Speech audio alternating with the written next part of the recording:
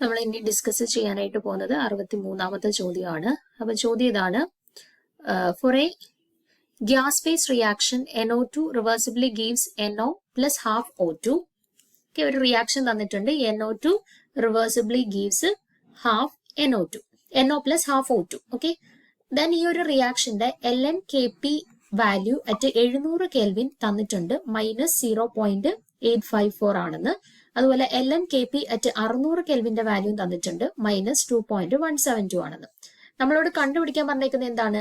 Enthalpy change of the reaction ആണ് കണ്ടുപിടിക്കേണ്ടത്. Okay, enthalpy change of the reaction, അതായത് delta എച്ചിന്റെ value ആണ് നമുക്ക് കണ്ടുപിടിക്കാനായിട്ടുള്ളത്. ഓക്കെ, അപ്പൊ തന്നിട്ടുള്ള കാര്യങ്ങളൊന്ന് നോക്കിക്കേ. നമുക്ക് രണ്ട് LNKPയുടെ വാല്യൂ തന്നിട്ടുണ്ട്, ഒന്ന് -0.854 ഒന്ന് -2.172 തന്നിട്ടുണ്ട്. പിന്നെ രണ്ട് ടെമ്പറേച്ചേഴ്സും തന്നിട്ടുണ്ട്, ഒന്ന് 700 കെൽവിന്, ഒന്ന് 600 കെൽവിന്. അപ്പൊ ഈ LNKPയുടെ വാല്യൂസ് ആൻഡ് ടെമ്പറേച്ചറിന്റെ വാല്യൂ യൂസ് ചെയ്തിട്ട് നമുക്ക് എങ്ങനെ ഡെൽറ്റ എച്ചിന്റെ വാല്യൂ കണ്ടുപിടിക്കാം? അതിനുവേണ്ടി ഡെൽറ്റ എച്ചും ടെമ്പറേച്ചർ, രണ്ട് ടെമ്പറേച്ചർ ഉണ്ട്, അപ്പൊ T1 T2, അതുപോലെ രണ്ട് LNKP ഉണ്ട്. അന്നേരം ഒന്ന് LNKP1 ആയിരിക്കും, ഒന്ന് LNKP2 ആയിരിക്കും. അപ്പൊ ഇതിനെ ഇത്രയും കൂടെ കണക്ട് ചെയ്തുകൊണ്ടുള്ള ഇക്വേഷൻ ഏതാണ്? LNKP1 LNKP2 T1 T2 പിന്നെ അതുപോലെ തന്നെ ഡെൽറ്റ എച്ച്. ഇത്രയും കാര്യങ്ങളെ കണക്ട് ചെയ്തിട്ട് ഏതെങ്കിലും ഇക്വേഷൻ നമ്മൾ പഠിച്ചിട്ടുണ്ടോ എന്നുള്ളത് ഓർക്കുക. നമ്മൾ എന്ത് പഠിച്ചിട്ടുണ്ട്? LNK2 minus LNK1 equal to delta H0 by R into 1/T1 minus 1/T2 എന്നൊരു ഇക്വേഷൻ നമ്മൾ പഠിച്ചിട്ടുണ്ട് അല്ലെ. LNK2 minus LNK1 equal to delta H by R into 1/T1 minus 1/T2 എന്ന് പറയുന്ന ഇക്വേഷൻ നമ്മൾ പഠിച്ചിട്ടുണ്ട്. ഇതില് LNK2ന്റെ വാല്യൂ നമുക്ക് എന്ത് കൊടുക്കാം? രണ്ടാമത്തെ LNKയുടെ വാല്യൂ -2.172 ആണ് അല്ലെ. മൈനസ് LNK1ന്റെ വാല്യൂ എത്രയാ? -0.854 ആണ് അല്ലെ, which is equal to delta HA by R. ആറിന് വരെ നമുക്ക് 8.314 എന്ന് കൊടുക്കാം. Okay, 8.314 into 1/T1. T1 എത്രയാ? 700 മൈനസ് 1/T2 എത്രയാ? 600 എന്ന് കിട്ടി അല്ലെ. ഇനി ഇതിനെ സിംപ്ലിഫൈ ചെയ്യുമ്പോൾ നമുക്ക് എത്ര കിട്ടും? ഇവിടെ -2.172, ഇത് മൈനസും മൈനസും പ്ലസ് ആവും, 0.854 എന്ന് വരും അല്ലെ. അപ്പൊ അത് രണ്ടും കൂടെ ചെയ്യുമ്പോൾ നമുക്ക് ഏകദേശം -1.318 റേഞ്ചിൽ വരും. -2.172 പ്ലസ് 0.854 ചെയ്യുമ്പോൾ okay, which is equal to delta HA by 8.314 into 600 minus 700 divided by 700 into 600, 421234.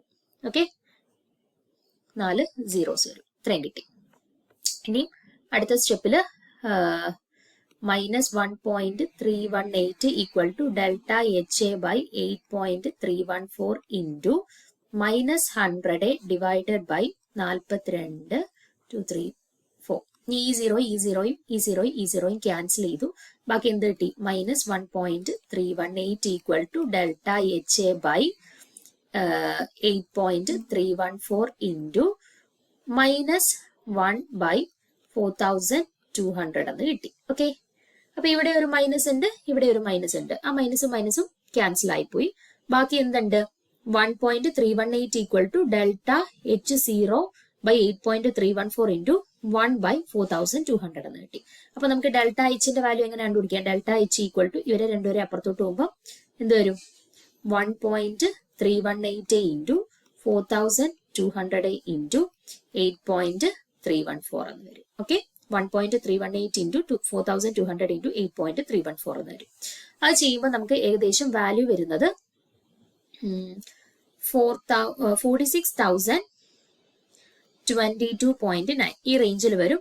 ഇത് ഇത്രയും കൂടെ മൾട്ടിപ്ലൈ ചെയ്യുമ്പോൾ കിട്ടുന്ന ആൻസർ. ഓക്കെ, അപ്പൊ ഇത് പക്ഷെ എന്തിലാ കൊടുത്തിട്ടുള്ളത്? ജൂളിലാണ് നമുക്ക് കിട്ടിയിട്ടുള്ളത്. പക്ഷെ നമ്മുടെ ഓപ്ഷൻസ് നോക്കിക്കഴിഞ്ഞാൽ എല്ലാം കിലോ ജൂൾ ആണ്. അപ്പൊ കിലോ ജൂളിലോട്ട് കൺവേർട്ട് ചെയ്യുമ്പോൾ നമുക്ക് എന്ത് കിട്ടും? ഏകദേശം 46 കിലോ ജൂൾ റേഞ്ചിൽ കിട്ടും. Okay, 46 kilo joule. അപ്പൊ 46 ഇല്ല നമുക്ക്, പക്ഷെ 46ന് അടുത്ത വാല്യൂ ഉണ്ട്, എന്ത്? 45.67. സോ അതായിരിക്കും കറക്റ്റ് ആൻസർ കേട്ടോ, ഓപ്ഷൻ ബി. അപ്പൊ ഇവിടെ രണ്ട് എൽ എൻ കെയുടെ വാല്യൂസ് ഉണ്ട്, രണ്ട് ടെമ്പറേച്ചേഴ്സും ഉണ്ട്, ഡെൽറ്റ എച്ച് ആണ് കണ്ടുപിടിക്കേണ്ടത്. അപ്പൊ ഇത്രയും കൂടെ കണക്ട് ചെയ്തിട്ടുള്ള ഇക്വേഷൻ ഓർത്ത് വെച്ചിരിക്കും. എന്താണ്? LNK2 minus LNK1 equal to delta H by R into 1/T1 minus 1/T2. Okay, ഞാൻ എല്ലാ വാല്യൂസും നമ്മുടെ ചോദ്യത്തിലുണ്ട്. LNK1 ഉണ്ട്, LNK2 ഉണ്ട്, T1 T2 ഉണ്ട്. സബ്സ്റ്റിറ്റ്യൂട്ട് ചെയ്യുക, then delta H equal to എന്നുള്ള ഫോമിലോട്ട് ഇക്വേഷനെ കൺവേർട്ട് ചെയ്യുക, നമുക്ക് ഡയറക്റ്റ് ആൻസർ കിട്ടും കേട്ടോ. കിട്ടുന്ന ആൻസർ ജൂളിലായിരിക്കും, പക്ഷെ അതിനെ കിലോ ജൂളിലോട്ട് കൺവേർട്ട് ചെയ്തിട്ട് വേണം ഫൈനൽ ആൻസറിലോട്ട് മാറ്റാൻ. ഓക്കെ, സോ കറക്റ്റ് ആൻസർ ആയിട്ട് വരുന്നത് ഓപ്ഷൻ ബി ആണ്. ഇനി അടുത്ത ചോദ്യം നോക്കാം. The cell diagram four an electrochemical cell with the following chemical reaction is H2 plus Hg2Cl2 gives 1 HgCl plus 2 HCl. ഇവിടെ ഒരു സെൽ റിയാക്ഷൻ കണ്ടീഷൻ കൊടുത്തിട്ടുണ്ട്. സെൽ ഡയഗ്രത്തിന്റെ ഒരു റെപ്രസെന്റേഷൻ കൊടുത്തിട്ടുണ്ട്. നമുക്ക് നമ്മളോട് ചോദിച്ചിട്ടുള്ളത് ഇതിന്റെ സെൽ ഡയഗ്രാം റെപ്രസെന്റ് ചെയ്യുന്നത് ഏത് രീതിയിലാണ്, ഈ ഒരു പർട്ടിക്കുലർ കെമിക്കൽ റിയാക്ഷന്റെ കറസ്പോണ്ടിങ് ആയിട്ടുള്ള സെൽ ഡയഗ്രാം എങ്ങനെ റെപ്രസെന്റ് ചെയ്യാം. ഇപ്പൊ ഇവിടെ പല ഫോർമാറ്റിൽ കൊടുത്തിട്ടുണ്ട്. PT bar HG bar Hg2Cl2 bar H2 bar HCl bar PT, H2 bar PT bar HCl bar Hg2Cl2 bar PT bar HCl, അങ്ങനെ പല രീതിയിൽ കൊടുത്തിട്ടുണ്ട്. അപ്പം ഇവിടെ അറിഞ്ഞിരിക്കേണ്ട ഒരു കാര്യം, എപ്പോഴും ഒരു സെൽ റെപ്രസെന്റേഷൻ എന്ന് പറയുന്നത് ആനോഡ്, സോൾട്ട് ബ്രിഡ്ജ്, കാത്തോഡ് എന്ന് പറയുന്ന രീതിയിലായിരിക്കും വരുന്നത്. ഓക്കെ, ഈ രീതിയിലായിരിക്കും വരുന്നത്. അപ്പൊ ഇവിടെ നമ്മൾ ഫസ്റ്റ് എന്തറിയണം, ആരാണ് ആനോഡ്, ആരാണ് ഇവിടെ കാത്തോഡ് ആയിട്ട് ആക്ട് ചെയ്യുന്നതെന്ന് അറിയണം. അപ്പം ആനോഡിനെ ആദ്യം എഴുതണം, കാത്തോഡിനെ ലാസ്റ്റിൽ റെപ്രസെന്റ് ചെയ്യണം. അപ്പൊ ആനോഡും കാത്തോഡും ആരാണ് എന്നുള്ളത് കണ്ടുപിടിക്കണം. അപ്പൊ ഇവിടെ നോക്കിക്കേ, നമ്മുടെ ഈ ഒരു പർട്ടിക്കുലർ റിയാക്ഷനിൽ H2 HCl ആയിട്ട് കൺവേർട്ട് ചെയ്യുന്നുണ്ട് അല്ലെ. H2 HCl ആയിട്ട്, H2 ആകുമ്പോൾ ഫ്രീ ഹൈഡ്രജൻ ആകുമ്പോൾ അതിന്റെ ഓക്സിഡേഷൻ സ്റ്റേറ്റ് 0 ആണ്. HCl ആവുന്ന സമയത്ത് അത് എത്ര ആയിട്ട് മാറുന്നു? +1 ആയിട്ട് മാറുന്നു. അപ്പൊ ഓക്സിഡേഷൻ സ്റ്റേറ്റ് 0യിൽ നിന്ന് +1ലേക്ക് പോകുന്നു മീൻസ് ഹൈഡ്രജന്റെ കേസിൽ എന്താ അയാൾക്ക് സംഭവിക്കുക? ഓക്സിഡേഷൻ ആണ് സംഭവിക്കുന്നത് അല്ലെ. അപ്പൊ ഓക്സിഡേഷൻ യൂഷ്വലി നടക്കുന്നത് എവിടെയാണ്? ആനോഡിലാണോ കാത്തോഡിലാണോ? ആനോഡിലല്ലേ ഓക്സിഡേഷൻ നടക്കുക. അപ്പൊ ഓക്സിഡേഷൻ നടക്കുന്നത് ആനോഡിലാണ്. ആനോഡിനെ വേണം ഫസ്റ്റ് റെപ്രസെന്റ് ചെയ്യാൻ. അപ്പൊ ആരെ വേണം ഫസ്റ്റ് റെപ്രസെന്റ് ചെയ്യാനായിട്ട്? ഹൈഡ്രജനെ വേണം ഫസ്റ്റ് റെപ്രസെന്റ് ചെയ്യാൻ, അല്ലാണ്ട് മെർക്കുറി HGA അല്ല, ഹൈഡ്രജനെ വേണം ഫസ്റ്റ് റെപ്രസെന്റ് ചെയ്യാൻ വേണ്ടിയിട്ട്. ഓക്കെ, അപ്പൊ അങ്ങനെയുള്ള എത്ര ഓപ്ഷൻസ് ഉണ്ട്? ആദ്യത്തെ ഓപ്ഷനിൽ ആദ്യം HG മെർക്കുറിയാണ് റെപ്രസെന്റ് ചെയ്തിട്ടുള്ളത്. സോ ആദ്യത്തെ ഓപ്ഷൻ അല്ലാന്ന് കിട്ടി.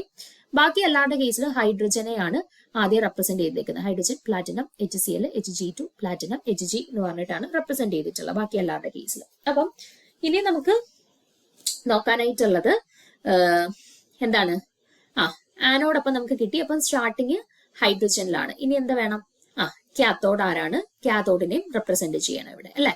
അപ്പൊ കാത്തോഡിനെ റെപ്രസെന്റ് ചെയ്യുമ്പം നോക്കിക്കേ, ഇവിടെ Hg2Cl2 HgCl ആയിട്ട് കൺവേർട്ട് ചെയ്യാണ് അല്ലെ. Hg2Cl2 HgCl ആയിട്ട് കൺവേർട്ട് ചെയ്യാണ്. അപ്പൊ ഇവിടുത്തെ അവരുടെ ഓക്സിഡേഷൻ സ്റ്റേറ്റ് +2 ആണ്. ഇവിടെ വന്നപ്പോ അത് +1 ആയിട്ടുണ്ട് അല്ലെ. ഇവിടെ വന്നപ്പോ അത് +1 ആയിട്ടുണ്ട്. അപ്പൊ ഇവിടെ അവരുടെ ഓക്സിഡേഷൻ നമ്പർ റെഡ്യൂസ് ചെയ്യാണ്. ദാറ്റ് മീൻസ് ഇവിടെ ഇയാൾക്ക് എന്താ സംഭവിക്കുന്നത്? റിഡക്ഷൻ ആണ് സംഭവിക്കുന്നത് HGക്ക്. ഓക്കെ, റിഡക്ഷൻ നടക്കുന്നത് എവിടെയാണ്? കാത്തോഡിലാണ് റിഡക്ഷൻ സംഭവിക്കുന്നത്. ഓക്കെ, അപ്പൊ ഈ മെർക്കുറിയുടെ കേസിലാണ് റിഡക്ഷൻ സംഭവിക്കുന്നത്. സോ അയാളെ വേണം രണ്ടാമത് റെപ്രസെന്റ് ചെയ്യാൻ. ഈ Hg2Cl2 Hg ആയിട്ട് കൺവേർട്ട് ചെയ്യുന്ന സമയത്ത് +2ൽ നിന്ന് 0യിലോട്ട് അവരുടെ ഓക്സിഡേഷൻ സ്റ്റേറ്റ് മാറുന്നുണ്ട്. ദാറ്റ് ഈസ് റിഡക്ഷൻ സംഭവിക്കുന്നു. സോ ഫസ്റ്റ് നമ്മൾ ഹൈഡ്രജനെയാണ് റെപ്രസെന്റ് ചെയ്യുന്നത്. ഹൈഡ്രജൻ ഓക്സിഡേഷൻ ആണ്, അതായത് H2ൽ നിന്ന് അത് HClലോട്ട് മാറുന്നതിനനുസരിച്ചിട്ട് ഓക്സിഡേഷൻ സംഭവിക്കും. ആൻഡ് Hg2Cl2ൽ നിന്ന് HGയിലോട്ട് മാറുന്നതിനനുസരിച്ചിട്ട് അയാൾക്ക് റിഡക്ഷൻ സംഭവിക്കും. അപ്പൊ ആനോഡ് H2, കാഥോഡ് Hg2Cl2ന്റെ കേസിലാണ് റെപ്രസെന്റ് ചെയ്യേണ്ടത്. അപ്പൊ അങ്ങനെ വരുന്നത് എവിടെയാണ്? നോക്കിക്കേ, H2 HCl ആയിട്ട് കൺവേർട്ട് ചെയ്യുന്നു ആൻഡ് Hg2Cl2 Hg ആയിട്ട് കൺവേർട്ട് ചെയ്യുന്നു അല്ലെ.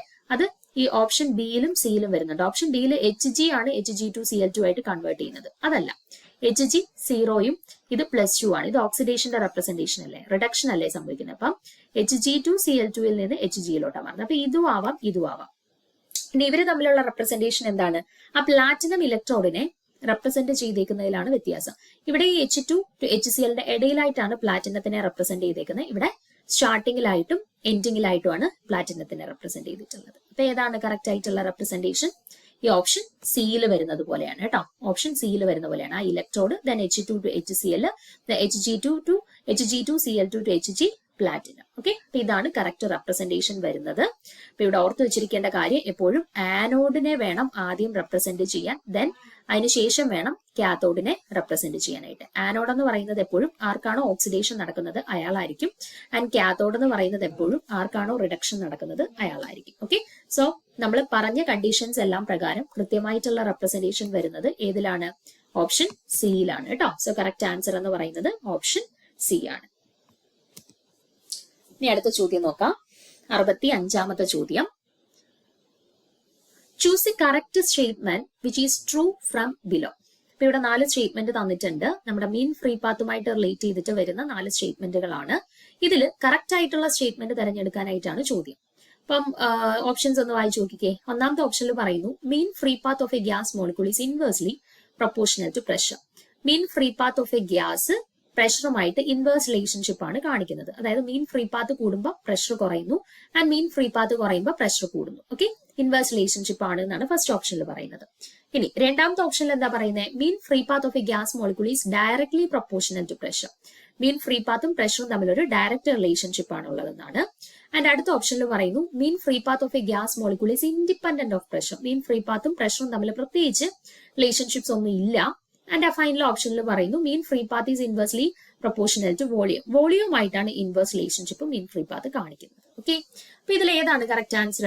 കറക്റ്റ് ആൻസർ അറിയണം എന്നുണ്ടെങ്കിൽ നമുക്ക് മീൻ ഫ്രീ പാത്തിന്റെ ഇക്വേഷൻ അറിയണം അല്ലെ. അപ്പൊ മീൻ ഫ്രീ പാത്തിന്റെ ഇക്വേഷൻ എങ്ങനെയാണ് റെപ്രസെന്റ് ചെയ്യുന്നത്? മാത്തമെറ്റിക്കലി എങ്ങനെയാണ് റെപ്രസെന്റ് ചെയ്യുന്നത്? മീൻ ഫ്രീ പാത്തിനെ നമ്മൾ ലാംഡ യൂസ് ചെയ്തിട്ടാണ് റെപ്രസെന്റ് ചെയ്യുന്നത്. ആൻഡ് ഇക്വേഷൻ എന്ന് പറയുന്നത് എന്താ?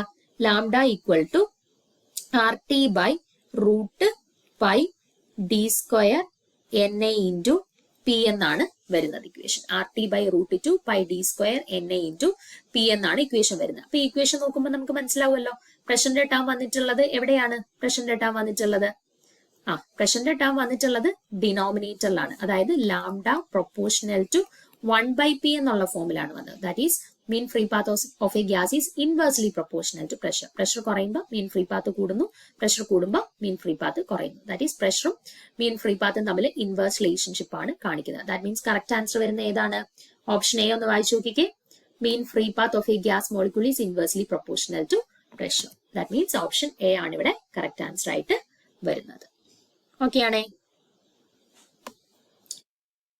ഇനി അടുത്ത ചോദ്യം നോക്കുക. 66ാമത്തെ ചോദ്യം. The high specific heat capacity and high surface tension of water is due to. വാട്ടറിന്റെ ഹൈ സ്പെസിഫിക് ഹീറ്റ് കപ്പാസിറ്റിയുടെയും ഹൈ സർഫസ് ടെൻഷന്റെയും കാരണം എന്താണ് എന്നാണ് ചോദ്യം.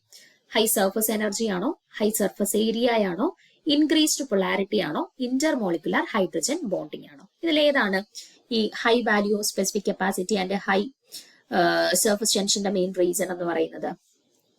ഇപ്പൊ വാട്ടറിന്റെ നമ്മൾ ഒട്ടുമിക്ക യൂണിക് പ്രോപ്പർട്ടീസ് കൺസിഡർ ചെയ്താലും, അതായത് ഇപ്പൊ വാട്ടറിന് ഹയർ ബോയിലിംഗ് പോയിന്റ് ഉണ്ട്, വാട്ടറിന് ഹയർ മെൽറ്റിംഗ് പോയിന്റ് ഉണ്ട്, അതുപോലെ ഹയർ സർഫസ് ടെൻഷൻ ഉണ്ട്, ഹയർ സ്പെസിഫിക് കപ്പാസിറ്റി ഉണ്ട്, പിന്നെ അതുപോലെ തന്നെ വാട്ടറിനെ നമുക്ക് യൂണിവേഴ്സൽ സോൾവെന്റ് ആയിട്ട് നമുക്ക് യൂസ് ചെയ്യാനായിട്ട് പറ്റും അല്ലെ.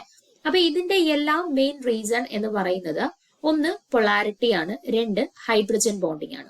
വാട്ടർ മോളിക്യൂൾസിൽ പ്രസന്റ് ആയിട്ടുള്ള ഹൈഡ്രജൻ ബോണ്ടിങ് ആണ്. ഓക്കെ, അപ്പൊ മെയിൻ ആയിട്ടുള്ള വാട്ടറിന്റെ എല്ലാ സവിശേഷതകളുടെയും അതിപ്പം higher value of specific heat capacity, അല്ലെന്നുണ്ടെങ്കിൽ ഹയർ സർഫസ് ടെൻഷൻ ആയിക്കോട്ടെ, അല്ലെ high melting and boiling point ആയിക്കോട്ടെ, അല്ലെങ്കിൽ വാട്ടറിനെ നമ്മൾ യൂണിവേഴ്സൽ സോൾവെന്റ് ആയിട്ട് യൂസ് ചെയ്യാനായിട്ടുള്ള റീസൺ ആയിക്കോട്ടെ, ഇതിന്റെ എല്ലാം പിന്നിലുള്ള മേജർ റീസൺ എന്ന് പറയുന്നത് ഒന്ന് വാട്ടറിന്റെ പൊളാരിറ്റി, പൊളാർ നേച്ചർ, രണ്ട് ഹൈഡ്രജൻ ബോണ്ട് എക്സിസ്റ്റിംഗ് വാട്ടറിനകത്തുള്ള ഇന്റർമോളിക്കുലർ ഹൈഡ്രജൻ ബോണ്ടിങ് കൊണ്ടാണ് ഒട്ടുമിക്ക വാട്ടറിന്റെ യൂണിക് പ്രോപ്പർട്ടീസും അതിന് ലഭിക്കാനായിട്ടുള്ള reason.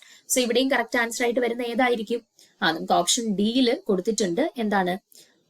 Intermolecular hydrogen bonding. Mainly ഈ ഇന്റർമോളിക്കുലർ ഹൈഡ്രജൻ ബോണ്ടിങ് ആണ് ഈ higher values of specific heat capacity and high surface ടെൻഷന്റെ റീസൺ കേട്ടോ. അപ്പൊ യൂണിക് പ്രോപ്പർട്ടീസിന്റെ കാരണക്കാര് ഒന്നെങ്കിൽ രണ്ടും വരാറുണ്ട് കേട്ടോ. ഇന്റർമോളിക്കുലർ ഹൈഡ്രജൻ ബോണ്ടിങ്ങും ഉണ്ട്, പോളാർ നേച്ചറും ഉണ്ട്. ഓക്കെ,